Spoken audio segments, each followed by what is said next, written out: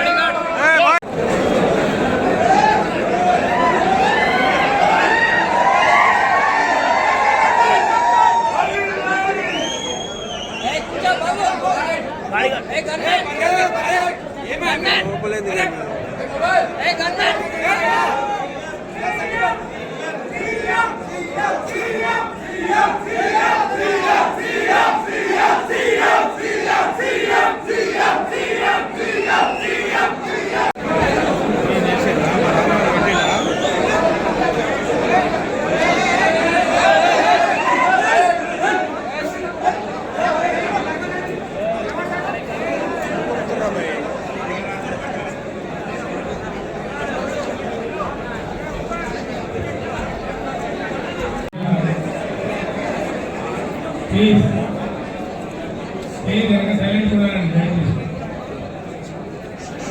మాట్లాడాలంటే బయటికి పోవాలి.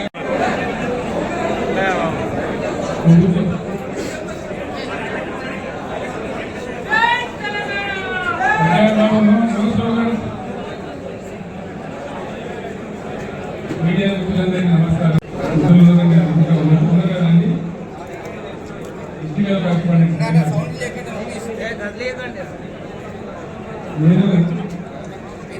ఇష్టంగా నేను ఎందుకు చెప్పాలంటే దయచేసి ప్లీజ్ సైలెన్స్. 5-6 సంవత్సరాల క్రితం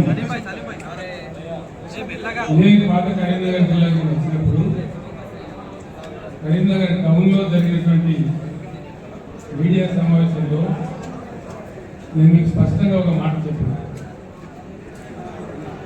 అది నేను మహారాష్ట్ర ముఖ్యమంత్రి దేవేంద్ర ఫడ్నవీస్ గారు, ఏపీ ముఖ్యమంత్రి జగన్మోహన్ రెడ్డి గారు, ఆనాటి గవర్నర్ నరసింహన్ గారు, మేమంతా కలిసి కాళేశ్వరం ప్రాజెక్టు ఇనాగరేషన్ చేసిన తర్వాత కరీంనగర్ వచ్చిన సందర్భంలో మాట్లాడుతూ చెప్పాము.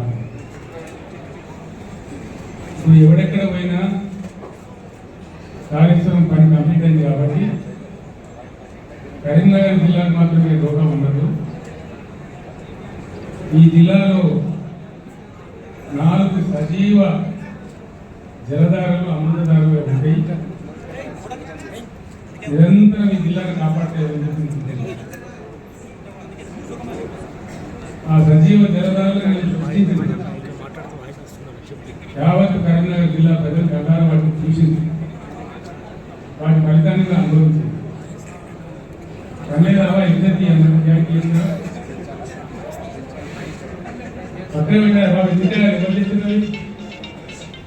కరీంనగర్ జిల్లా ప్రజలకు వాటి ఫలితాలు కూడా అన్ని వచ్చింది.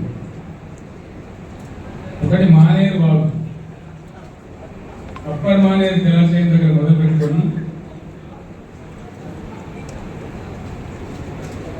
అన్నారం దారిలో గోదావరి దగ్గర కలిసే వరకు నిరంతరం నీళ్లతో కలకలైనటువంటి చెక్ డ్యాంలతో, ఇంటర్మీడియట్ డ్యాంలతో, కాళేశ్వరం నీళ్లతో కలకలాడటం ఉంటుంది.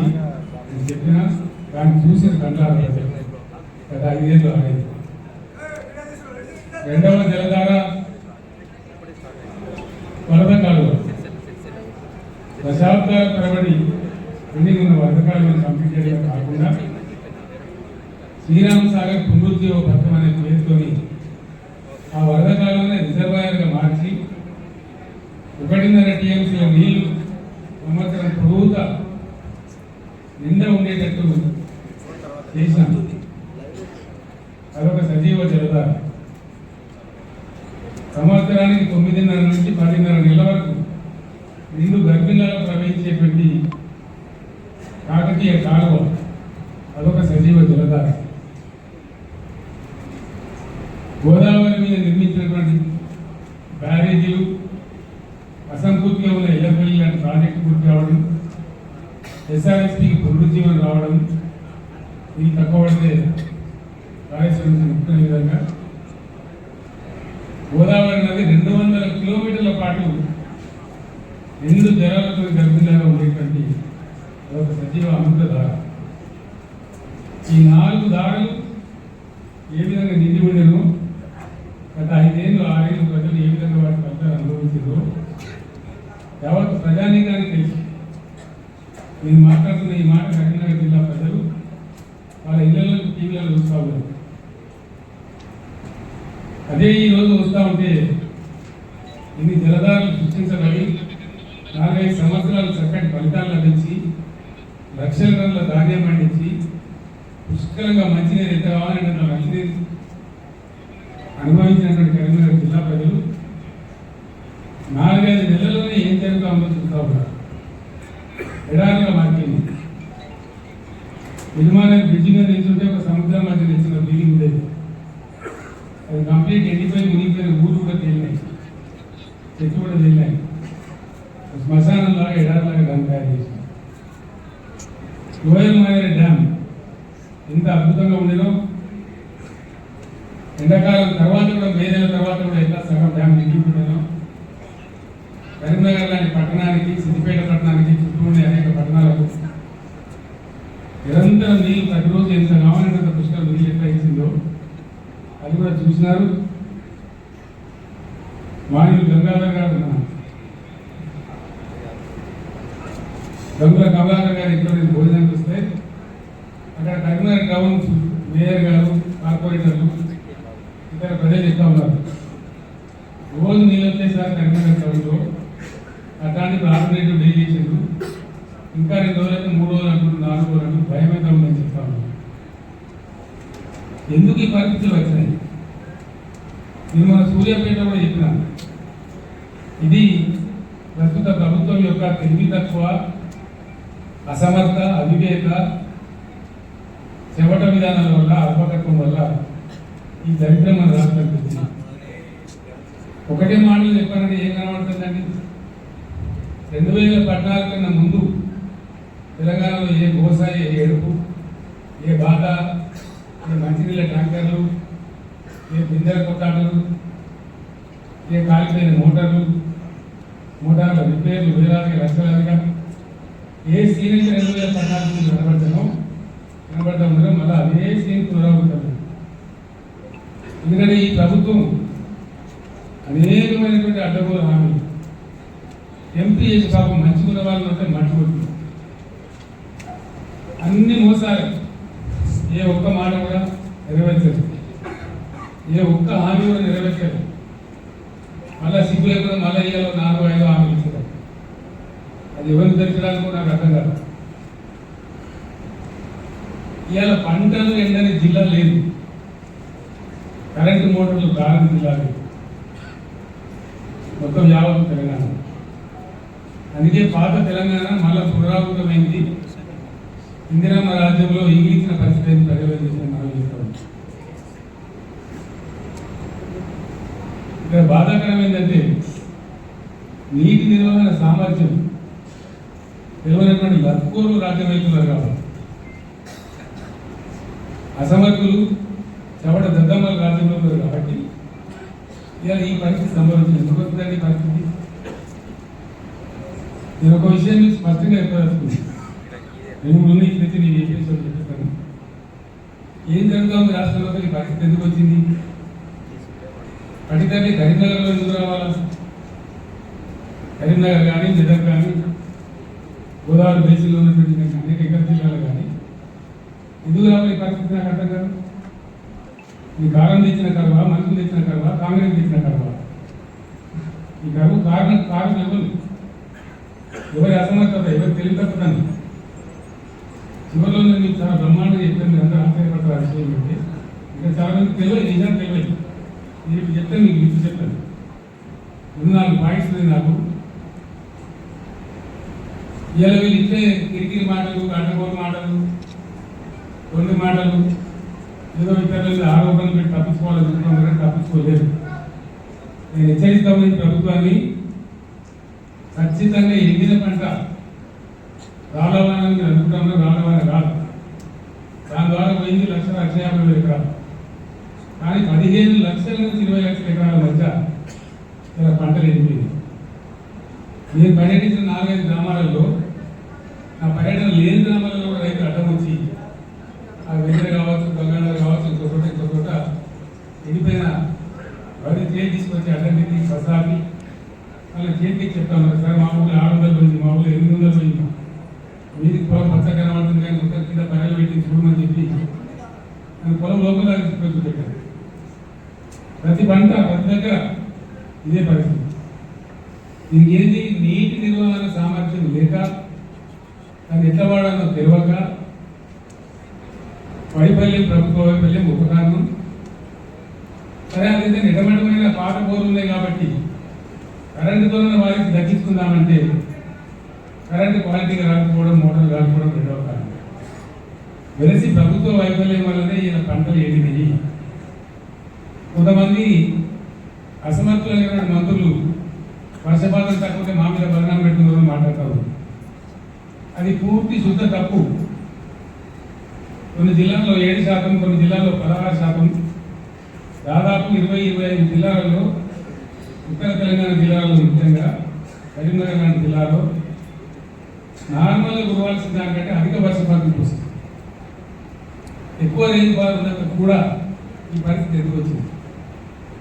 పూర్తిగా ప్రభుత్వ అసమర్థత, ప్రభుత్వ వైఫల్యం తప్ప దీనికి వేరే కారణం లేదు. ఇంకా నష్టపోతుంది కాలం కాదని దేవుడు ధర్మాన్ని చెప్పుకుంటాడు.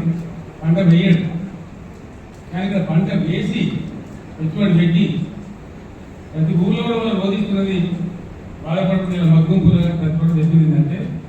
25,000 పెట్టమని కొందరు, 22,000 పెట్టమని కొందరు, 22,000 పెట్టమని కొందరు.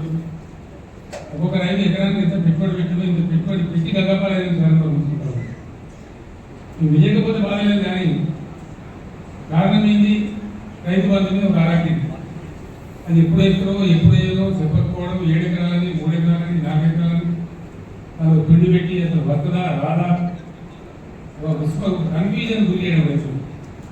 నిన్న మన దాకా ఇప్పటికి కూడా పూర్తి వేయలేదు రైతులు, 100% వేయలేదు. ఇంకా దాని మీద ఒక పాలసీ లేదు, ధైర్యం లేదు, చెప్పే తెలివితేటలు లేవు, అదొక వైఫల్యం. అదేవిధంగా నేనేమన్నా మాట్లాడితే ఇంత గలీజ్ కానీ ఒక ముఖ్యమంత్రి స్థాయిలో 100 రోజులకు 200 మంది రైతులు తెచ్చుకొని 200 కట్టించాను. నేను చెప్తే 48 గంటల్లో ఇవ్వండి, ఇవాళ నష్టమిస్తామని చెప్పినారు. 4 గంటలలో ఇచ్చిన లిస్టు 4 గంటలలో ప్రభుత్వానికి చీఫ్ సెక్రటరీ పంపించిన 209 మందిని పంపించాను. దాని తర్వాత కూడా 5 మంది జరిగినాయి. ఇప్పటికీ ఉరుకు లేదు, పరుపు లేదు, ఏం లేదు. నేను డిమాండ్ చేస్తా ఉన్నా, మీ అసమర్థత వల్ల వాళ్ళు చచ్చిపోయారు కాబట్టి వాళ్ళకి తలా 85 లక్షలు వెంటనే నష్టపరిహారం చెల్లించాలి. ఆ ప్రభుత్వాలను, ఆ కుటుంబాలను పరామర్శించాలి. నేను మళ్ళీ డిమాండ్ చేస్తా ఉన్నా.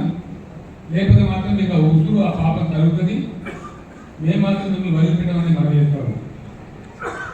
రెండవది, పెట్టుబడి పోయింది, వస్తుందనుకున్న పంట పోయింది, వాళ్ళు ఆత్మహత్య చేసుకుందామని మాట్లాడుతూ ఉన్నారు. నేను వద్దని వాళ్ళకి దండం పెట్టి చెప్పినాను. వాళ్ళకు ఖచ్చితంగా ఎకరానికి 25,000 ఇవ్వాలి. నష్టం జరిగింది, ఎందుకు జరిగింది? పంటలు ఎండిన మాట వాస్తవం, నష్టం జరిగిన మాట వాస్తవం, ఇలా రైతాంగం కన్నీరు ముందు రైతున్న మాట వాస్తవం. 15-16 లక్షల ఎకరాలకు చిన్న విషయం కాదు.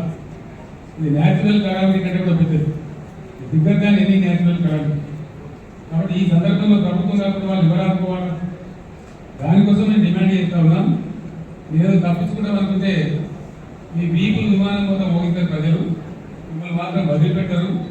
ఈ గ్రామాలు 45 కూడా మనం చేస్తా ఉన్నాం. నేను కూడా 4 నెలల దాకా నా నోరు తెరవలేదు. సూర్యాపేటలో నేను చెప్పిన 4 మాసాల దాకా నేను తెరవలేదు. ఐబీఆర్ కొత్త ప్రభుత్వానికి మాట్లాడలేదు. వాళ్ళు ఎన్ని పిచ్చి పిచ్చి ఆరోపణలు, ఎన్ని పిఆర్ స్టర్లు, వాళ్ళకు కొత్తగా ఉన్నటువంటి కొంత మీడియా ఉన్నారో అని అడవులు వార్తలు రాయించి ఏం చెప్పినప్పుడు మేము మాట్లాడలేదు. గంభీరంగా ఉన్నాం, పరిస్థితిని గమనించుకుంటూ ఉన్నాం. మంచి చెడ్డలు ప్రజలకు కూడా తెలవాలని చెప్తూ ఉన్నాం. మేము మాట్లాడలేదు. మేము చెప్పేది ఎండిపోయిన పంటలు వట్టిగా తమాషా ఎత్తులు, ఎండిపోయిన పంటలు రైతు చేసిన ఫోటోలు మేము తీసినాయి కాబట్టి మీరు ఎవరైతే పెట్టుకున్నారు. వాళ్ళు మేము పోయిన గ్రామాలలో ఎన్ని రూట్లో పెట్టుకొని ఉన్నారు. ఈ విధంగా ఎండిపోయినాయి పంటలు. ఇంత భయంకరంగా వెళ్ళిపోయింది. ఇవన్నీ రైతులు ఇస్తే వాళ్ళ వాళ్ళ పొలాలలో వాళ్ళు దిగినటువంటి పంటలు ఇది కూడా వాళ్ళు ఇచ్చినటువంటి నేను చేయలేదు. ఇదే కదా పేపర్లో ట్రాక్టర్లో ఉంటారు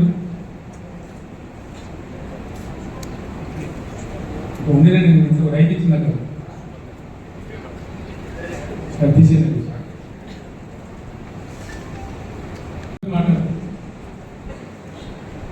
నేను సూర్యాపేట జిల్లాకు పోతే అక్కడ నేను కాలంలో పోలేదు. ఎలానే కోరలు చేశాను మీరు బస్సు వాపసు పోగానే మళ్ళీ నీళ్ళు కూడా వాపసు వెళ్ళలేదు. అక్కడ ఒక డ్రామా సాగర్లో ఇప్పుడు కూడా డెడ్ స్టోరేజ్ మీద పట్టణాలు చేసిన నీళ్ళు ఉన్నాయి, ఏడు మీద ఉన్నాయి, కింద ఉన్నాయి. ఎందుకు వాళ్ళతో ఏర్పాటు చేయాలని ఎవడు మనకి వాడు భాష వాడు ఉరి సమన్వయకర్త రెండు రాష్ట్రాల మధ్య వారికి మన మీద పెత్తనం ఎందుకుంటుంది అని చెప్తే ఎన్నో రోజులు చెండబెట్టి నాగార్జున లెక్కనాలు వీలు ఉంటాం నేను చెప్తే నేను ఇది వస్తున్న కార్యక్రమంలో వస్తున్నాను ప్రకటిస్తే మొత్తం కూలిపోయిందని మాట్లాడేటువంటి కాళేశ్వరం పంపులు ఆన్ చేసి పథకాలంలో వీలు ఉదురు గారు సిగ్గు లేకుండా ముఖ్యమంత్రి మాట్లాడతారు. ఏం మాట్లాడతారు? కేసీఆర్ గారు మాకు ముందే చెప్పారు నిలువలని. ముఖ్యమంత్రి నేనా నువ్వా? ఎవరు రాష్ట్రానికి ముఖ్యమంత్రి గారు నీ ఇంజనీర్లు ఏం చేస్తాను, నీకు అదేం చేస్తాను, నీ డిపార్ట్మెంట్ ఏం చేస్తాను, నీ ఇరిగేషన్ మినిస్టర్ ఏం చేస్తాను, నువ్వేం చేస్తాను? ప్రభుత్వం నీది కదా, అదే నువ్వు కదా గెలిపించింది. ముందే చెప్పాలి కదా మాకు. మన సూర్యాపేట నుంచి బయలుదేరి మొదలు పెడితే నేను ఎల్లి నుంచి మళ్ళీ ఏళ్ళ వరకు 3 కాలువలకు నిల్వలు. ఇదేం కదా మరి ఇదేమి ముందెక్కడ పోయింది? ఎందుకు వదలలేదు? ఎందుకు వేరే కాలం పడాలనే ఒకటి నాగార్జున సాగర్ కాలువ కొద్ది రోజుల ముందు ఇచ్చాడు, ఒక 20-25 రోజుల ముందు ఇచ్చుంటే అనేక వేల ఎకరాల పంట ఒక దాని కోసం వేపించిన పంట దక్కింది. వదలకాలం మీద కూడా ఇలా 20-25 రోజుల కింద వదిలినట్టయితే ప్రతి గ్రామంలో కొన్ని 100 ఎకరాల పంట దక్కింది. బాధ కలిగేది ఎక్కడ అంటే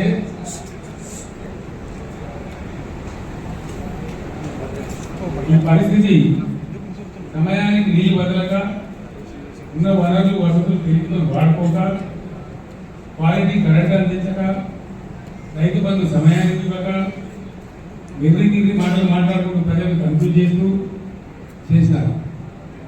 ఇంకా బాధలే రైతులకు. ముఖ్యమంత్రి ఏం చెప్పిండు? మురుకుంది జల్దీ ఇక వరసపాట పడినట్టే మంచి సమయం మించిన దొరకదన్నట్టు పరిగెత్తుంది జల్దీ తెచ్చుకొని డిసెంబర్ 9 నాడే సంతకం పెట్టేస్తా, 2 లక్షల రుణమాఫీ చేస్తా. ఎక్కడ పోయింది డిసెంబర్ 9? ఎక్కడికి పోయింది? ఎన్ని రోజులు అయింది? ఇప్పుడు ఇది 4వ నెల. ఇలా బ్యాంకులు వచ్చి నోటీసులు ఇచ్చి రైతులకు కొబ్బరి పుచ్చుకుంటా ఉంది. మాకు సంబంధం లేదంటే అట్లా మత్తు పెట్టడం లేదా రాజకీయంగా మాకు డబ్బులు వస్తేనే లెక్క నేను మాట్లాడి ఇలా ఏం చేయాలి రైతుల గతి. తెలంగాణ రాష్ట్ర వ్యవసాయమే సంక్షోభానికి గురయ్యే ఈ యొక్క వెర్రి వేసారు ఈ పాటలు పని వాళ్ళు ఎవరో తప్పని దాని మీద ఉరుకు లేదు, పరుగు లేదు, ఏం చేస్తారో చెప్పరు. పోయిన పంట పోయినా ముందట్లనే బతుకుదామంటే రైతులకు వచ్చిన ఒకటే పని. దాని సంగతి ఏంటి? రుణమాఫీ మీద పెద్ద వ్యవసాయ సంక్షోభం వచ్చేటట్టుంది రాష్ట్రంలో. దానికి ఎవరు జవాబుదారి? బ్యాంకర్లతో ఎందుకు మాట్లాడలేదు? ఎందుకు బ్యాంకులు నోటీస్ ఇస్తే మీరు మౌనం పాటిస్తున్నారు? దాని అర్థమైంది. దాన్ని కూడా వెంటనే తేల్చాలి. మిమ్మల్ని వెంటాడటం ఆ విధంగా బోనస్ ఇస్తామని మాట్లాడింది అన్ని పంటలు. ఇవాళ నేను పేపర్లో చూసాను, జొన్న పంట సగమే కొట్టము, అన్ని పంటలు మొత్తం కొట్టాం, అన్నిటికీ బోనస్ ఇస్తాం. జొన్న పంట వచ్చింది, సగం మాత్రమే కొట్టమని చెప్పి అంటున్నారు. నేను డిమాండ్ చేస్తా ఉన్నా, జొన్న పంటకు బోనస్ ఇచ్చి పూర్తి పంట కొనాలి ప్రభుత్వం.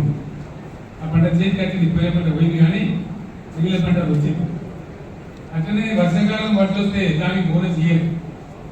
2,500 కట్టిస్తామని మాట్లాడారు, ఇయ్యలేదు, రూపాయి ఇయ్యలేదు. ఇప్పుడు కొనుగోలు కేంద్రాలు పెట్టామని చెప్పింది, ఇస్తారా ఇవ్వరా? దాని మీద ఊపు లేదు, పరుపు లేదు. ఇవ్వకపోతే మాత్రం మిమ్మల్ని వెంటాడతాం. మీరే చెప్తారు రెఫరెండం అనుకో మాకు ఓటు వేయదని మీరు చూపిస్తారు. పర్యాయపడి ఈ సంగతి చూపిస్తారు. బోనస్ ఇవ్వకపోతే మీకు ఎంత బోగస్ అని చెప్పి మీకు ఎంత బుద్ధి పెట్టాను, కరువు వాత పెట్టాను పెట్టారు. మీకు దానికి ఎలక్షన్ కూడా అడ్డం రాదు. అది కూడా నేను చెప్తా ఉన్నాను. ఎలక్షన్ కమిషన్ మీరు రాయాలి. ఎలక్షన్ కమిషన్ మీరు చిత్తశుద్ధి రాయాలి. మాకు బోనస్ ఇచ్చేది అయితే మేము ప్రకటించడం పరీక్షలు ఇవ్వాలి. ఇవాళ ఇయ్యరు. ఏ రైతు లెక్క పెట్టి ఎలక్షన్ కమిషన్ అడ్డం వస్తే 13 తారీఖు పోలింగ్ అయిపోతుంది. ఆ తర్వాత ఇవ్వండి. ఏ రైతు అకౌంట్ ఫర్ చేయండి. మిమ్మల్ని వదిలిపెట్టాం. బీఆర్ఎస్ మిమ్మల్ని వెంటాడుతుంది. రైతులు ఉద్యమానికి సిద్ధంగా ఉన్నారు. ఎన్ని వాగ్దానాలు ఎగ్గొట్టారండి? ఒక్కనొక తెలంగాణ చేసింది 3-4 నెలల్లో ఇంత ఆగమా? గొర్రెలు వందల కోట్ల రూపాయలు పాపం యాదవ్ సోదరులు కట్టున్నారు. 5,000 ఇస్తారని అవసరం. బంద్ కథం ఇవాళ బంద్, గొర్రెలు బంద్ ఇస్తారా సస్తారా ఏం చేస్తారు? అది లేదు. దాని మీద యాదవ్ సోదరులు రెడీగా ఉన్నారు. మిమ్మల్ని ఏ విధంగా శిక్షించాలి. అదేవిధంగా దళిత బంధు మేము 1,30,000 మందికి శాంక్షన్ చేసి మీకు 10 లక్షలు ఇచ్చేవాళ్ళం. మీరు వాగ్దానం చేసి 12 లక్షలు ఇస్తామన్నారు. దానికి ఉరుకు లేదు, పలుకు లేదు. మేము రిలీజ్ చేసిన డబ్బు కూడా ఫ్రీ చేసి పడేసింది. నేను దళిత సోదరులకు విజ్ఞప్తి చేస్తా ఉన్నా, ఇటువంటి మొండి సర్కారుకు ముద్ర సర్కారుకు భర్తలు పెట్టుకుని వాయించడమే కరెక్ట్. వీళ్ళని గ్రామాలలో పార్లమెంట్ ఎలక్షన్లు వస్తే నిలదీయండి, గీత గీయండి. ఏది మా దళిత బంధు అని చెప్పి దళిత గొప్పలు ఇవ్వాలని చెప్పి మనం చేస్తా ఉన్నాం. ఇది ఎట్లున్నదంటే అనవసరం తిరగకపోతే ఉన్నవసరం ఉంచిపోయింది అన్నట్టు 10 లక్షలు కాదు 12 లక్షలు ఆశపడి మీకు ఓటేస్తే ఇవాళ మీరు చేసిన దందా అనేది 10 లక్షలు లేదు, పాత శాంక్షన్ లేదు, కొత్తది ఊసే లేదు, ఉరికే లేదు, పలికే లేదు. అదో మోసం.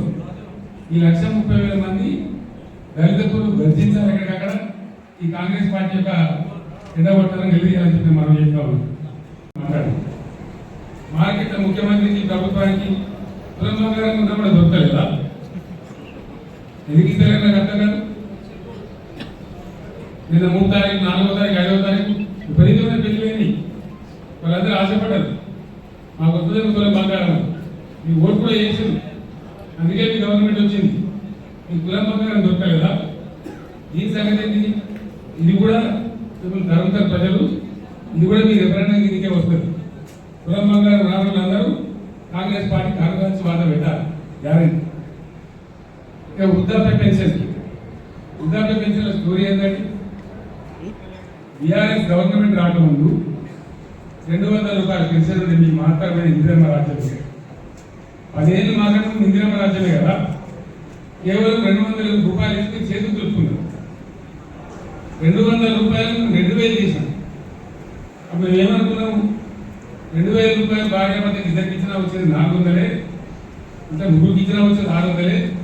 మనం 2,000 చేసినాం కాబట్టి ఒకరికి ఇచ్చినా సరిపోద్దని మేము 2,000 రూపాయలకి ఒకరికి ఇచ్చినాం. ఇన్ని వృద్ధాప్య పెన్షన్లు దాదాపు 30 లక్షలు. 30 లక్షల పెన్షన్లు. మీరేం మాట ఇచ్చిండ్రు? మేము 2,000 పెన్షన్ ఇస్తే మీరు 4,000 రూపాయలు ఇస్తామని మాట్లాడారు. అంటే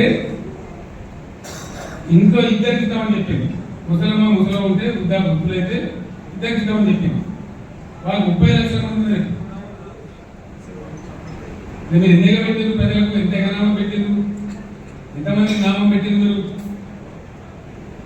30 లక్షల కుటుంబాలు మీరు ఎన్నిగా పెట్టిండ్రు? ఒక నెలదైతే 2,000 పెన్షన్ కూడా ఇవ్వలేదు. ఒక నెల పెన్షన్ పెట్టింది.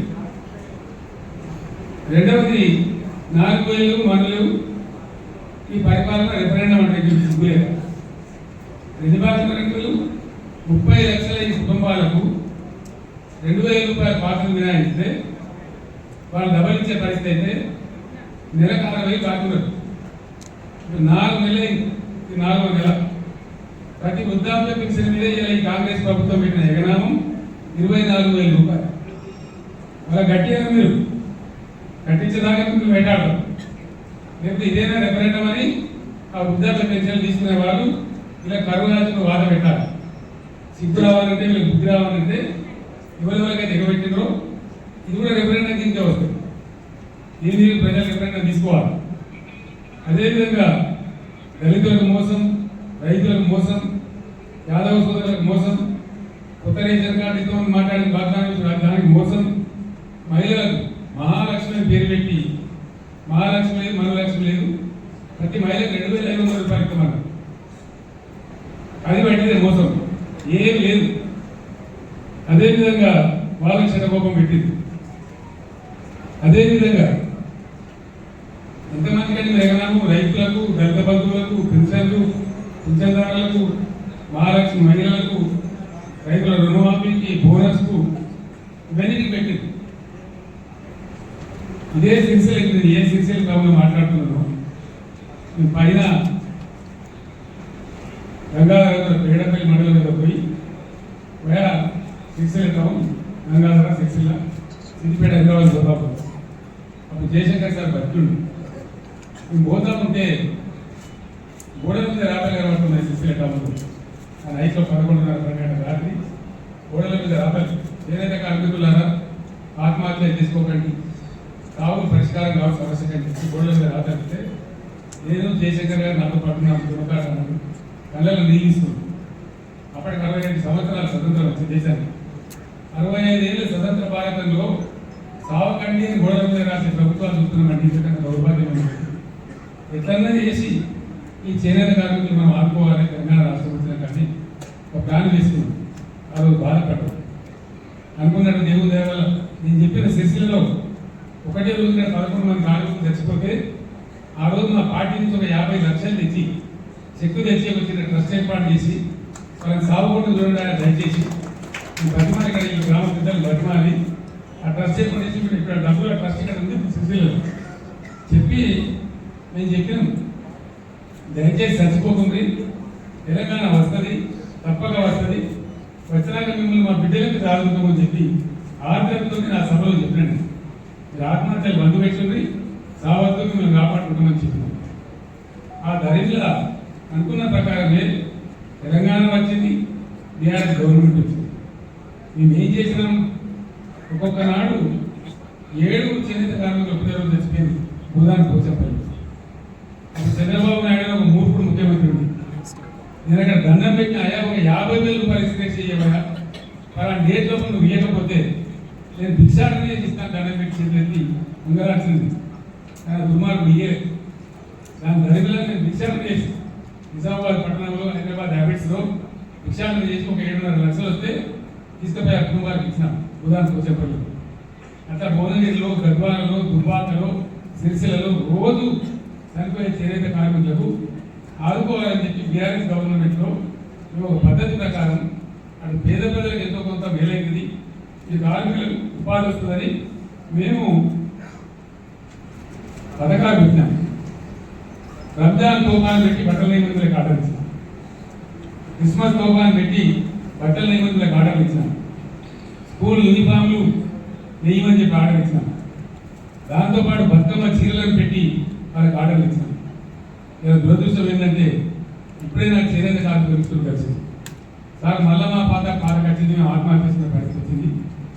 మాకు మీ గవర్నమెంట్లో ఇచ్చిన ఆర్డర్ బాబుకి 300 కోట్ల రూపాయలు బకాయిని అవి ఇద్దలేదు సార్ అని చెప్పారు. మీరు రాండి హైకోర్టు కేసు ఇద్దాం, గుంజుతాం లేదు బదాలకు, మీరు రెఫరెండం అంటారు, రెఫరెండం సంగతి చూద్దామని చెప్పి రమ్మని చెప్పినాం. నేను ధర్నా పెట్టినారు ఇక్కడ దాదాపు 10,000 మందితో సిరిసిల్లలో చేనేత కార్మికులు ధర్నా పెట్టిన మేము కూడా మా నాయకుడు అటెండ్ అవుతాం, వాళ్ళకి అండగా ఉంటాం, గుంజుతాం. ఇంకా దరిద్రం ఏంటంటే బ్రాహ్మణ పరిషత్ మేము నిధులుసుకుంటా పోయినాం. ఓవర్సీస్ స్కాలర్షిప్ నిధులు ఇచ్చినాం. డాక్టర్ అంబేద్కర్ పేరు మీద, జ్యోతిబా పులే పేరు మీద, వివేకానంద పేరు మీద ఓవర్సీస్ స్కాలర్షిప్ ఇచ్చినాం. ఇండియాలోనే ఏ రాష్ట్రం ఏ విధంగా పేద పిల్లలు విదేశాలకు పోతే వాళ్ళు చదవాలి, బాగుపడాలి, బతకాలని చెప్పి ఇచ్చినాం. మొత్తం బంద్ పెట్టింది. ఒక్క ఓవర్సీస్ స్కాలర్షిప్ ఇస్తలేదు గవర్నమెంట్ ఇచ్చిన కాదు. మేము శాంక్షన్ చేసిన కూడా ఇస్తలేదు. బ్రాహ్మణ పరిషత్కి అయితే లాస్ట్ 2 క్వార్టర్ల డబ్బులు విడుదల చేయాలి, చేయలేదు. ఫైనాన్షియల్ ఇయర్ అయిపోయింది, అది కూడా ఇస్తలేదు. ఈ రకంగా పొలాలు ఎందుకు కొట్టుకున్నా అర్థం కాదు. ఓవర్సీ స్కాలర్షిప్ బంద్ పెట్టావు, గ్రామాల పరిషత్ నిధులు బంద్ పెట్టావు, చేనేత కార్మికులకు బంద్ పెట్టావు, చివరికి బ్రేక్ఫాస్ట్లో బంద్ పెట్టావు. మరి ఏం నడుపుతున్నారు మీరు నాకు అర్థం కాదు. ఎవరు ఇస్తున్నారు డబ్బులు, ఏం చేస్తున్నారు, ఏం జరుగుతూ ఉంది? ఇంకా దీని మీదికెళ్ళి కథ. దీని మీదికెళ్ళి కథ ఏంటంటే రైతు బంధు అడిగితే ఒక మంత్రి ఏమో చెప్పుకొని కొట్టున్నాడు. చెప్పుకొని కొట్టారా? నేను ఇదివరకు చెప్పిన రైతులు కూడా చెప్పులు ఉన్నాయి, బందోబస్తు ఉంటాయి. ఇక్కడ వచ్చిన వాళ్ళు మరింత మీ గతి మీద ఆలోచించుకుందని చెప్పింది.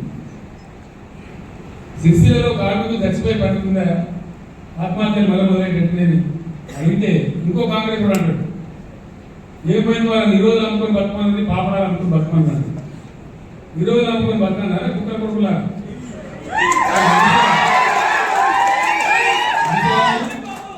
లక్షలాలుగా ఉండేటువంటి చేనేత కార్మికుల మనోభావాన్ని దెబ్బతీస్తారు. ఇదే ఇచ్చిన పీకే మీకు చెప్పిన సాధారణ చేయకూడదు. కానీ ఈ రోజులు అమ్ముకొని బతుకుని, పాపడాలు అమ్ముకొని బతుకుని వాళ్ళు మనుషులా కనబడలేదా?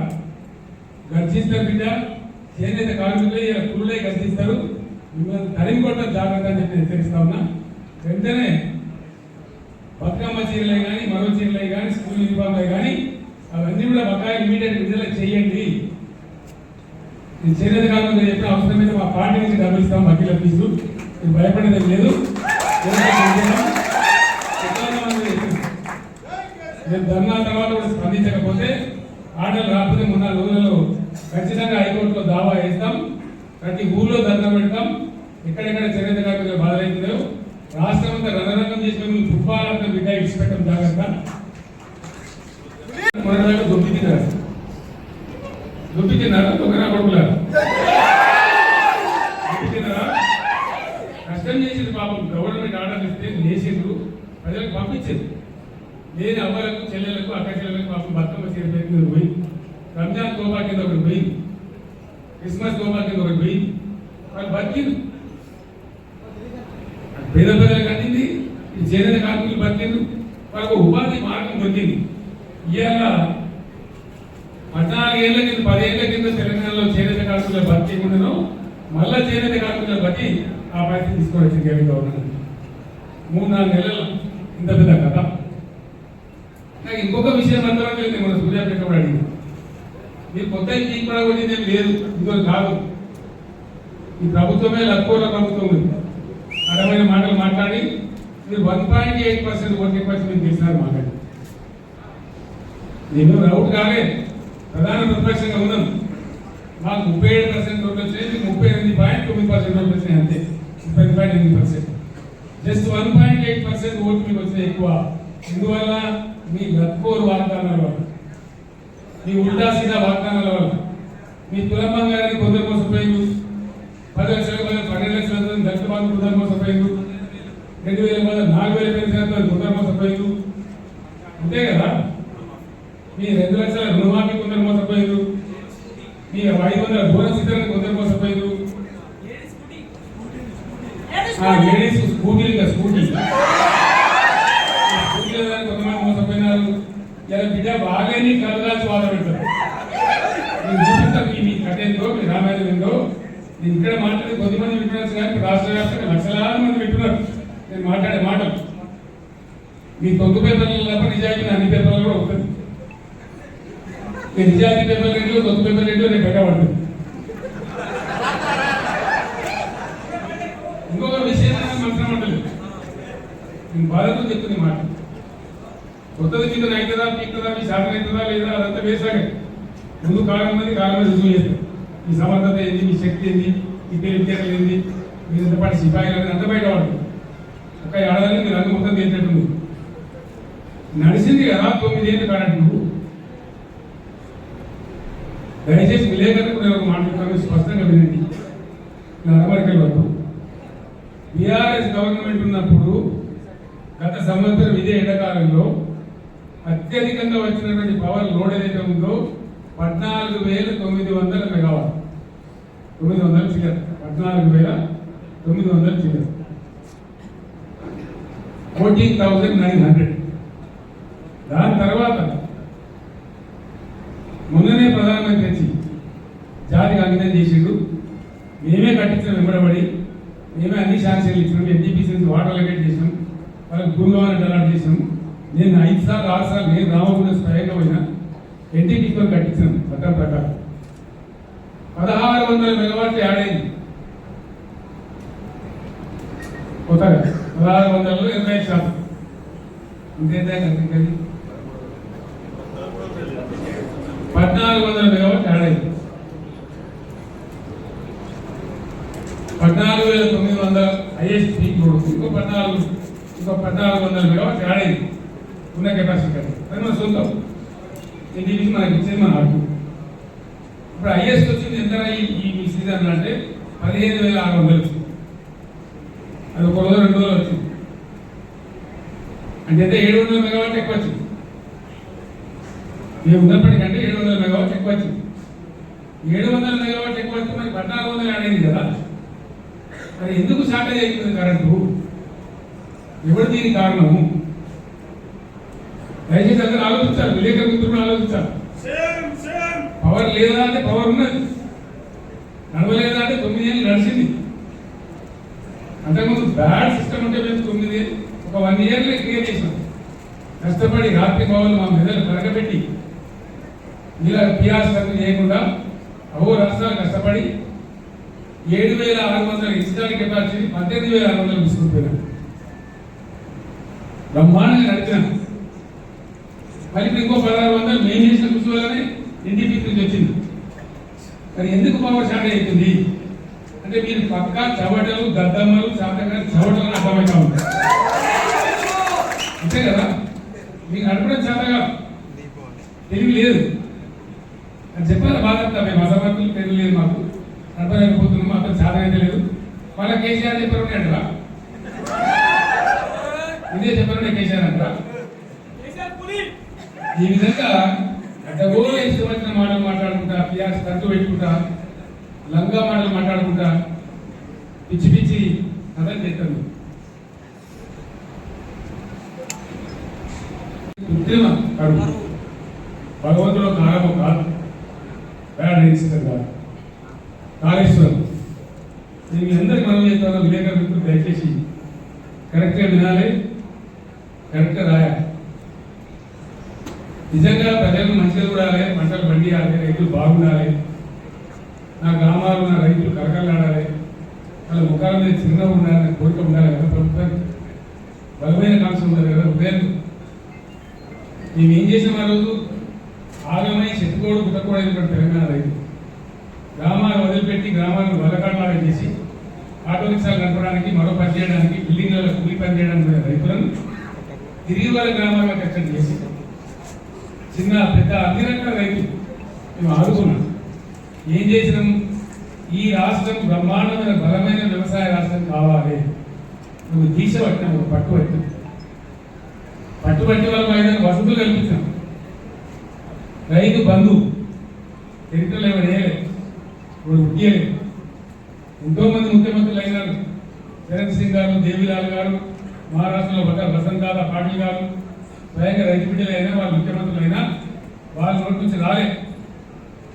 నేను అశోక్ గులాటి అని చెప్పి ఒక all India famous agro economist ఉంటే ఆయన ఒక 6 నెలలు చర్చ చేసి ఏం చేయాలి రైతుల మధ్య లేక రావాలంటే ఆయన ఒకటే సలహా చెప్పాడు.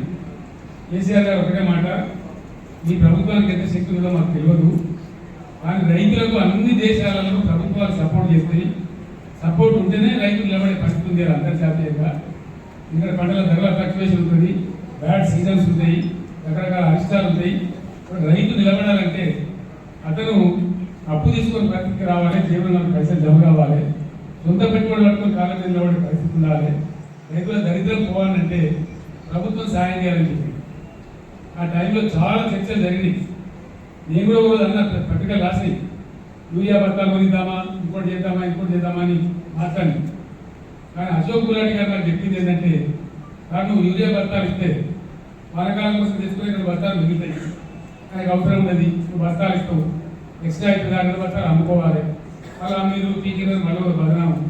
అది కాదు, నువ్వు ఎన్ని ఏదలుచుకున్నావో ఎకరానికి ఇంత లెక్క పెట్టి డబ్బులు సాయం చేయబడుతుంది. మొట్టమొదటి 4,000 సాయం చేసినాం ఎకరానికి, తర్వాత మళ్ళీ లెక్కలను వేసుకొని 5,000 చేసినాం. సంవత్సరానికి ఎకరానికి 10,000 చేశాను. 10,000 రూపాయలు రైతు బంధు వస్తే మంచి టైం చేస్తున్నాయి, అదును మీద చేద్దాం. వాళ్ళు అప్పులు తీసుకునే పరిస్థితి ఉండకపోతుండే. కానీ ఇలా చాలా మంది రైతులు చక్రవడ్డీలకు అప్పులు తీసుకున్నారు. మీకు తెలివి తక్కువ కాలం వల్ల, మీరు డబ్బులు వేయకపోవడం వల్ల. మేము జమ చేసిన 7,000 కోట్లు మీరు కాంట్రాక్టర్లకు బిల్లు చెల్లించి మీ తాబేదారులకు రైతుల నోట్లో మట్టి కొట్టింది కాబట్టి, ఈ టైం వేయలేదు కాబట్టి ఇలా వడ్డీలు తెచ్చుకున్నారు. మళ్ళీ ప్రైవేట్ దగ్గర కూడా వడ్డీలు తెచ్చుకున్నారు. ఇలా వాళ్ళు మునిగిపోయింది, ఊరకు మునిగిపోయింది కూడా పంటలు పోయింది. దీనికి ఎవరు చెప్పేదారు? ఎవడు అంటే నేను ఒకటే మాట మీకు మనం చేస్తాను. విలేకరు మిత్రులు దయచేసి no confusion, I'm straight. Kaleshwaram, అసలు కాళేశ్వరం గురించి ఆ ప్రాజెక్టు గురించి మీరు పోకదలిగింది నాకు కొన్ని తెలియదు, ఏమీ తెలియదు, ఇంటికి కూడా తెలియదు.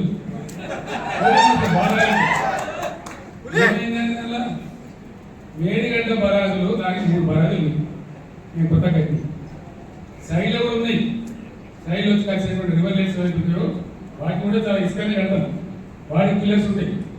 మొత్తం ఆ రివర్ లైట్స్ కోసం కట్టినటువంటి ఉపనదుల మీద కట్టినవి కానీ, మెయిన్ గోదావరి మీద కట్టినవి కానీ, అన్ని బ్యారేజీల మీద కలిపి 300 చిల్లర ఉంటాయి. ఇది పిల్లర్స్ బ్రహ్మాండంగా 3 బ్యారేజీలు కలిపి దాదాపు 200 చిల్లర గేట్లు ఉంటాయి. అంత పెద్ద పనేది. దాని తర్వాత ఒక్కొక్క పంపౌజ్ మొదలు వచ్చారు కదా, నంది మేడారంలో పథకాలలో నిలిపోయడానికి. కాళేశ్వరం అయిపోయింది మరి, ఆ పంపేది వచ్చినావు మరి నడుతాం. ఎట్లా వచ్చిన నీళ్ళు మరి ఇంకో వచ్చాయి. కాళేశ్వరం లేదే వచ్చిందా? మేమేం చేసినాం? మీలాగా లక్కోర్ పని చేయలేదు. నేను కడుతుంటే కాళేశ్వరం ప్రాజెక్ట్ కడతా ఉంటే 2 బ్యారేజీలు తెలంగాణ కాంగ్రెస్ నాయకుల యొక్క అసమర్థత వల్ల సమైక్య పాలకులు పెండింగ్లో పెట్టిన దశాబ్దాల తర్వాత ఇవి ఇక్కడ మిడిమానర్ ప్రాజెక్ట్ అసంపూర్తిగా పెట్టింది. అక్కడ ఎల్లంపల్లి బారాజ్ అసంపూర్తిగా పెట్టింది. వాటిని మేము అగమేఘాల మీద కంప్లీట్ చేస్తూ ఉన్నాం. ఒక సీజన్లో మేము పనిచేస్తూ ఉంటే, కట్ట నింపుతూ ఉంటే, మాచారెడ్డి మండలంలో 25 సెంటీమీటర్ల వర్షం కురిసి పెద్ద వరద మానేరు వచ్చేసి ఆ మిడిమేనర్ కట్ట కొట్టుకొని అది కట్టినవాడు ఎవడండి? ఇలా అడ్డం పొడుగు మాట్లాడే కోమటిరెడ్డి వెంకటరెడ్డి మంత్రి, ఇలా మంత్రి. వాళ్ళ కంపెనీ, వాళ్ళ అమ్మ పేరు తిరిగే కంపెనీ వాళ్ళు కట్టారు. మేము మీ దగ్గర చిల్లరగా లెక్క వేసాం. మేము ఏమనుకున్న వాళ్ళు అక్కడ మేఘాల మీద కాళేశ్వరం కంప్లీట్ కావాలి, రైతులకు నీళ్ళు రావాలి, ఎంత తొందరగా అంత మంచిది, మంచినీటి బాధ పోవాలి, సాగునీటి బాధ పోవాలి రాష్ట్రాన్ని ఆరాటపడడం తప్ప మేము అన్నాడు కోమటిరెడ్డి కంపెనీ కేసు పెట్టలేదు. మేము పెట్టకపోతామని జైలు లేకపోతామా మీ లెక్క చిల్లర కథ వాడానంటే. ఆ రోజు ప్రభుత్వం మా చేతులు లేకుండా ఏమో ఆ చిల్లర కథ చేయలేదు. మీలాగా సరే చాలా దరిద్రులు పోలేని చెప్పి కట్టినాం ప్రాజెక్ట్, నింపి నిలబెట్టినాం. నిన్న నింపి గంగమ్మల యాడ్ చేసినాం. ఆ బ్రిడ్జి మీద పోతుంటే 2 పక్కల చూస్తే భయమయ్యే పరిస్థితి పెట్టినాం. అంత అద్భుతంగా నీళ్ళు కనబడేది, సముద్రంలా కనబడేది. దాని మీద ఎడారి చేసినారు, నాశనం చేసినారు మీకు తెలివి తక్కువ వల్ల, మీ అసమర్థత. యాక్చువల్ ఫ్యాక్ట్ ఏంటంటే రాహుల్ గారు, ఆనెస్ట్లీ తెలియదు గోదావరిలో వచ్చే వరద మామూలు ఉండదండి. ఫ్యాక్ట్ ఈస్ దిస్, గోదావరిలో పైనుంచి నీళ్లు తక్కువ, కింద నీళ్లు తక్కువ. గోదావరిలో నీళ్లు వచ్చేదే, నీళ్లు దొరికేదే ప్రాణహిత. ఇంకొక నీళ్లు లేవు. ఆ ప్రాణహిత దాటినాకనే కట్టాలి. దానికోసం ఒక 6 నెలలు తపస్సు చేసినట్టు చేసి ఆ మేడిగడ్డను కనిపెట్టుకున్నాము. మేము కేంద్ర ప్రభుత్వ సంస్థ వ్యాప్ కోసం లైడార్ సర్వే కాబట్టి లైడార్ సర్వే కూడా చేసాం. దాని డిజైన్ ఏంటంటే డిజైన్ గురించి అవగాహన ఉందా? ఏంటి డిజైన్ ఏంటంటే యాక్చువల్గా మేడిగడ్డ బరాజులో ఫ్యాక్ట్ ఏంటంటే గోదావరి పొంగేటువంటి 3-3.5 నెలలు గేట్లన్నీ ఎత్తే ఉంటాయి. గోదావరి తాగే తాగుతుంది, నీళ్ళు గ్రీన్లో ఉంటుంది, పోతా ఉంటుంది. మనకు అవసరమైన నీళ్ళు ఎత్తుకుంటాం. అందుకే కన్నెపల్లి దగ్గర పంప్ హౌస్, లక్ష్మీ బరాజ్ యొక్క పంప్ హౌస్ కన్నెపల్లి దగ్గర పెట్టి తేలికతో పెట్టలేదు. మేడిగడ్డ బరాజ్ అవసరం లేకుండానే నీళ్ళు ఎత్తుకునే అవకాశం ఉంటుంది. ఆ పైన పడుతుంది అందుకు. అక్కడి నుంచి నంది మేడారంకు, మీ పేరాలకు వచ్చి నంది మేడారంకు, మేడారం నుంచి గాయత్రి పంప్ హౌస్కు, గాయత్రి నుంచి వరదకాలం ద్వారా మిడ్మానేరుకు, మిడ్మానేరు ద్వారా ఎల్ఎండికి, మిడ్మానేరు ద్వారా మలంగ సాగర్కు, మిడ్మానేర్ ద్వారా పైకి ఎస్ఆర్ఎస్పీకి ఎటు అవసరం ఉంటే వాడుకునే విధంగా మిడ్మానేర్ ఒక ఖజానా చేసింది. గోదావరిలో నీళ్ళు ఎత్తడానికి మెరుగైన బ్యారేజే అవసరం లేదు, కానీ ఎప్పుడు అవసరం పడుతుంది? అది ప్రాక్టికల్ అప్రోచ్. 25 వేల క్యూసెక్ల ప్రవాహం స్టార్ట్ అయిందంటే గోదావరిలో జూన్ ఎండుకు ఆ గేట్లన్నీ ఎత్తేస్తాము. బ్యారేజ్ నీళ్ళు ఆపరు. ఎప్పుడు ఆపుతారు? మళ్ళా ప్రవాహం 25 వేల క్యూసెక్లకు డబ్బు దాకా ఆపుతారు. చివరిలో సెప్టెంబర్ మాసం చివరిలో ఆ గేట్ తీస్తారు. అది కూడా మొత్తం గేట్ తీస్తారు. అటో 2 ఇటో 2 ఆ చివరికి 2 ఈ చివరికి 2 వదిలిపెట్టి వచ్చిన నీళ్ళు వచ్చిపెట్టని తీసి ఒక 9 టీఎంసీలు 10 టీఎంసీ నిల్వ ఉండేటట్టు దాంట్లో ఆపండి. వచ్చినవి పోతా ఉంటాయి. ఆ 9-10 టీఎంసీలు పెట్టి కొద్దిగా బిల్డ్ అవుతుంది కాబట్టి దాన్ని ఎత్తి పోసుకుంటా ఉంటారు. ఎత్తి ఎప్పటికప్పుడు పోస్తూ ఉన్నాయి కాబట్టి కరెక్ట్గా చెరువులు, చెక్ డ్యాములు, కుంటలు అన్ని నిండి ఉంటుండే, భూగర్భ రీఛార్జ్ అవుతుండే, ఏ బాధలు లేకుండే, పంటలు జరుగుతుండే. మే నెల తర్వాత కూడా మొత్తం చూసిన చెరువు కారణమైంది. తెలివిగా దాన్ని ఏ టైంలో ఎత్తిపోయాను ఆ టైంలో ఇంజనీర్ల ద్వారా ఎత్తించాం కాబట్టి నేను మాట్లాడుతున్నాము. ఇంజనీర్లకు ఏమైందా ఈ సన్నాసులకు మీకెళ్ళి ఏం వచ్చింది, ఎందుకు ఎత్తలేదు నీళ్ళంటే సార్ మమ్మల్ని నిరోధించిండు అని ఏదో ఉన్నది పొగమంట అని చెప్పి ఉన్న మీదున్న కార్యాలయం నీళ్ళు కూడా వదిలేసి కావాలని చెప్పి మీకు తెలియదు మేము ఏం చేస్తాం సార్ అని చెప్పినాను. ఇంజనీర్లే నిన్న ఏళ్ళు అడిగినాను. నేను అక్కడికి పోతున్నాను. ఏం జరిగిందంటే 50 టీఎంసీలని సముద్రానికి వదిలిపెట్టింది సార్. దగ్గర 45 టీఎంసీలు నెట్ వాటర్ కుంగిందని దాని కేసీఆర్ బదనాలు చేయాలి, గత ప్రభుత్వాన్ని బదనాలు చేయాలని చిల్లర కుట్రతోని ప్రేక్షకులాగా చూసుకుంటే సన్నాసులాగా చూస్తే నీళ్ళని ఇప్పుడు కూడా 1500 టీఎంసీలు పోతా ఉన్నాయి కనైతులు. ఇప్పుడు కూడా క్యూసెక్లు పోతా ఉంది. ఆడ ఎన్నున్నాయని పంపులు లెక్కన చేసే కనీసం ఏ పంపు వస్తాడు ఎన్ని పంపులు నేను తెలియదు. 2200 క్యూసెక్ల సామర్థ్యం ఉండేటువంటి 17 పంపులు ఎక్కడ కన్నెపల్లి. మేము నడిపినాడు కూడా మొత్తం పంపులు నడపము. నీళ్ళని బట్టి చూసుకుంటూ అవసరాన్ని బట్టి చూసుకుంటూ ఇంకా అవసరం నడుపుతుంది, ఎన్ని కాలేదు అని చూసుకుంటూ నడుపుతాం. దాంతో ఏమవుతుంది? ఒకసారి ఒక పంపు నడతాం, 2 పంపులు నడతాం, 3 పంపులు నడతాం. మామూలు ఇసుక కట్టేసి బస్తాలేసుకుని ఇసుక బస్తాలేసుకుని నడపచ్చు. కానీ దాన్ని నడపకుండా కుట్ర చేసి అలా ఎంతో ఉన్నది. మేమే చెప్పిన అసెంబ్లీలో ఏమున్నదన్నా వాడు ఏం చెప్పాడు? మన నచ్చుతాడు ఆ 2 పిల్లల కింద ఇసుక కలిసి దాన్ని నేను చెప్పాడు. అంటే జరుగుతూనే ఉంటాయి. చాలా చాలా ప్రజలు జరుగుతాయి, చాలా మంటలు జరుగుతాయి. మొన్న కదా గంగానగర్ నిన్నగాడు మన పేపర్లో కూడా వచ్చింది. గంగానగర్ బ్రిడ్జ్ కట్టడం పండుగ కోల్పోతారు. నదులలో ఇసుకలో నిన్నగా జరుగుతాయి. ఎవడో ఒక చిన్న ఇంజనీర్ లోపమో, ఒక మెయింటెనెన్స్ లోపమో దానికి ఎందుకు ప్రయోజనమైనట్టుగా రేపు కట్టుకొని అక్కడికి యాత్రలు పెట్టి మాత్రలు పెట్టి కథ చేసి ఇప్పటికి కూడా దాన్ని ఆ పుస్తకాలలోనే కావాలి వదిలిపెట్టింది కాబట్టి పోయింది. ఇప్పుడు కూడా పొద్దున నేను మద్దతుగా మాట్లాడాను. ఈ దద్దనలకు సాధ కాకపోతే 50,000 మంది రైతులు నెంబడేసుకొని వీళ్ళని పంట పెట్టి తొక్కుకుంటూ పోయి వేడిగడ్డ అక్కడ కూర్చేసుకొని కూర్చొని నేను నింపుతాం అలాంటి రద్దీ పడుతుందని చెప్పాను.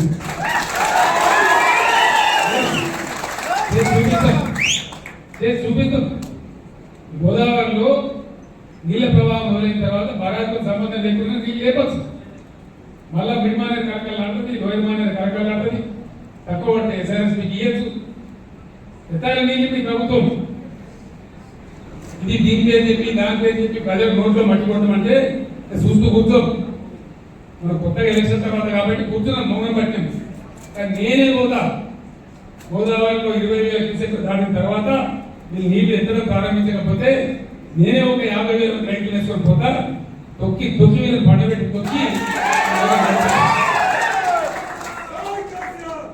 ఊరికే వేడి చేతులు ముట్టుకొని లేదు ఉన్నా కూడా ఇవన్నీ అవకాశాలు ఉండగా ఈ పక్కన పెట్టి ఏదో విరమించాలని చెప్పి రోజుకో స్టంటు కొట్టి కథ చెప్పి కాకరకాయ తొక్కరకాయ మాటలు చెప్పి అన్ని కాయగూరు మాటలు మాట్లాడి ఇదే రాజ్యం పరిస్థితి.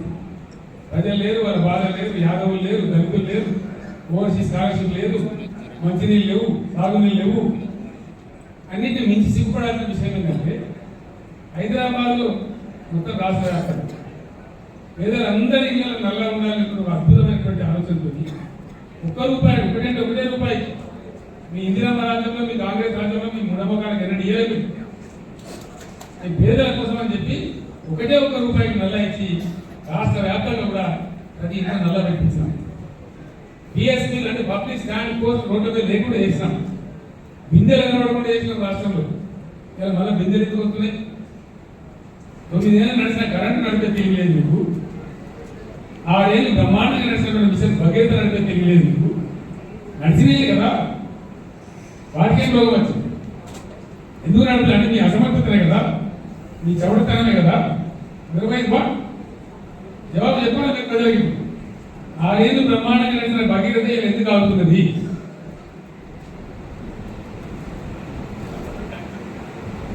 హైదరాబాద్ లో మళ్ళీ ట్యాంకర్లు ఎందుకు వస్తున్నాయి? ట్యాంకర్లు ఎందుకు పంపుతున్నారు ప్రజలు? కదా ఆ కర్మ ఎందుకు పట్టింది ప్రజలకు? Government must answer. మేము 20,000 లీటర్లు ఫ్రీ పెట్టినాం హైదరాబాద్ నుంచి జర్నలిస్టులకు మీకు తెలుసు. 20,000 లీటర్స్ ప్రతి ఇంటికి ఫ్రీ పెట్టినాం. ఇలా బీచ్ వస్తూ ఉన్నాయి బట్టి ప్రజలు ట్యాంకర్లు కొనుక్కోవాలి. ఒకటి ఆ 20,000 లీటర్లు కూడా బిల్స్ వస్తా ఉంది. నేను డిమాండ్ చేస్తా ఉన్నా, చీము నెత్తురుంటే ఉన్న పౌరుషం ఉంటే రెఫరెండం అని మీరు అందరూ హైదరాబాద్ ప్రజలు మీకు కరుగాల్సిన మాట పెట్టక ముందే మేల్కోండి. ప్రభుత్వ పెద్దలారా, ట్యాంకర్లు ఫ్రీగా సప్లై చేయండి. అదే లక్షల కోట్లు 1,000 కోట్లు కాదు, అంతేకాదు ఒక 400-500 కోట్లు అయితే కావచ్చు. మీ ప్రజల మీద ప్రేమ ఉంటే you supply free tankers in Hyderabad. Otherwise you will be guilty. ఇది దోషులుగా పరిగణిస్తారు హైదరాబాద్ ప్రజలు, పరిగణించాలి. మిషన్ భగీరథ నడపండి యథావిధిగా. మీరు అసలు రివ్యూ చేస్తున్నారా? పొద్దున మాపన రివ్యూ చేయాలి. సీఎం వల్లే ఒక అధికారం ఉండాలి. ప్రజలు తాగుతుందని మీకు తమాషా ఉందా? ఎందుకంటే పెట్టుకున్నారు వాళ్ళ గొంతులు? స్కీమ్ లేకనా బంగారం లాంటి భగీరథ స్కీమ్ దాన్ని వాడకుండా ఎందుకంటే చేస్తున్నారు? కాబట్టి వెంటనే దానిలో ఏమైనా చిన్న పెద్ద ఉంటే సవరించి మిషన్ భగీరథ ఫుల్ ప్లేజ్ నడపాలి. ప్రతి ఇంటికి నీళ్ళు ఇవ్వాలి. హైదరాబాద్ లో ట్యాంకర్లకు గవర్నమెంట్ ఫ్రీగా సప్లై చేయాలి. లేకపోతే అది కూడా రెఫరెండం కిందకే వస్తుంది. మీ కేర్పు జాగ్రత్త. ఫైనల్లీ మీరు ఇప్పటికైనా యాక్షన్ ప్లాన్ సిద్ధం చేసుకొని గోదావరి స్టాండ్లోనే ఎట్లా ఎత్తిపోయానో దానికోసం రెడీ కానీ వెళ్తే మేము రెడీ అవుతాం. ఎట్లా చేయాలో మేము చేస్తాం. మేము చూపిస్తాం ఆ తమాషలు. రణరంగమైన మంచిది రాష్ట్రం. తర్వాత మేము డిమాండ్ చేస్తా ఉన్నాం, వెంటనే ఎన్యూమరేషన్ మీరు స్టార్ట్ చేయాలి. ఎండిన పంట ఎండింది, కారణం ఏదైనా ఇప్పటికే ఎండింది. రైతులు నష్టానికి గురయ్యారు, పెట్టుబడి పెట్టి నష్టపోయారు. వాళ్ళు దుఃఖంతో ఉన్నారు. వాళ్ళు దుఃఖంతో ఉన్నప్పుడు వాళ్ళ కన్నీళ్ళు చూడడం ప్రభుత్వ బాధ్యత. Responsibility of the government. It is more than A natural calamity. It's a man made calamity, government made calamity. కాబట్టి మీరు తప్పకుండా 25,000 ఎండిన ప్రతి ఎకరానికి రైతులకు నష్టపరిహారం ఇచ్చి తీరాలి. అప్పటిదాకా మేము వెంటాడతాం. రేపు మా పార్టీ నిరసన దీక్షలు కూడా ఉన్నాయి. తర్వాత ఖచ్చితంగా 500 రూపాయలు ప్రతి పంటకు బోనస్ ఇవ్వాలి. రాష్ట్రంలో పండిన ప్రతి పంట కొనాలి. మేము జొన్నలు కొనం, అల్లు కొనం అంటే పంట కలవదు బిడ్డ. మీరు అన్నిటికీ బోనస్ ప్రకటించండి, మొత్తం కొట్టమని కాదు. అవి గోల్మాల్ చేసే మీరు ఓట్లు తీసుకున్నారు. అందుకే మీరు ఓట్లు తీసుకున్నారు కాబట్టి మీరు లత్కోర్ వాగ్దానాలు చేసి మీ ఇష్టం వచ్చిన మీరు నోరు ఎంత వస్తుందని చెప్పి చేశారు. కాబట్టి వెంటనే బ్యాంకులతో మీటింగ్ పెట్టాలి. రుణమాఫీ మీద స్పష్టత ఇచ్చి మీరు కిస్తీ కడతారా, సత్తరా, బతారా, ఏం చేస్తారో రైతులకు బ్యాంకుల నుంచి ఇబ్బందులు రాకుండా చూడాలి. ఒకటి. రెండవది 500 బోనస్ ఇవ్వాలి. ఇవ్వకపోతే పుల్లులాగా మీ గొంతు కడిస్తాం. జాగ్రత్తని మనం చెప్తా ఉన్నాం. వదిలిపెట్టాం. 3-4 నెలలు ఇక్కడ కొత్త గవర్నమెంట్ వస్తే నేను ఓర్వలే కంటున్నాము, ఓర్మాలని అంటున్నాము అని అంటారని మొక్క పట్టిన ముందు కేసీఆర్ ఇంటికి ఆగడు. సమస్య లేదు. ఒక జిల్లా 2 జిల్లాలు కాదు. ఎక్కడ రైతులకు కష్టపడి అక్కడ గద్దలక వాళ్తా మీ సంగతి మీ భర్తం ఏందో తేలే విధంగా 100% మీద పోరాటం చేస్తాం. ఈ పోరాటం ఒక రోజుతో ఒక పూటతో తమాషతో అయ్యేది కాదు. సమస్యలు పరిష్కారం అయ్యేదాకా ప్రజల పక్షాన ఉండడమే మా బాధ్యత. మీ ప్రధాన ప్రతిపక్షం మీ రాష్ట్రంలో 100% మాకు ప్రజలు అదే పాత్ర ఇచ్చింది. కాబట్టి ఆ పాత్రకు పూర్తి న్యాయం చేస్తాం. మీ మెడలు వంచుతాం, ప్రజలకు న్యాయం చేస్తాం. మీరే రెఫరెండం అని చెప్పారు. ఆ ప్రకారం చేనేత కార్మికులకు ఏం సమాధానం చెప్తారో చెప్పండి. కాంగ్రెస్ పార్టీ క్షమాపణ చెప్పాలి చేనేత కార్మికులకు. అంత నీచంగా మాట్లాడినాను. వాళ్ళకి ఆర్డర్ ఇవ్వాలి వెంటనే, తర్వాత పాత బకాయి చెల్లించాలి వెంటనే, లేకపోతే ఊరుకోం, లీగల్ బ్యాటరీలో పోతాం. ఈ విధంగా చేస్తామని చెప్పి తెలియజేస్తూ ఈరోజు నా యాత్రలో పాల్గొన్న ఎండ ఉన్నా నా యాత్రలో పాల్గొన్న నాయకులకు కార్యకర్తలకు అదేవిధంగా వచ్చి వాళ్ళ సమస్య చేస్తున్న రైతులకు కూడా కృతజ్ఞతలు తెలియజేస్తూ థ్యాంక్ యూ సో మచ్ అండి. ఈరోజు నో పాలిటిక్స్.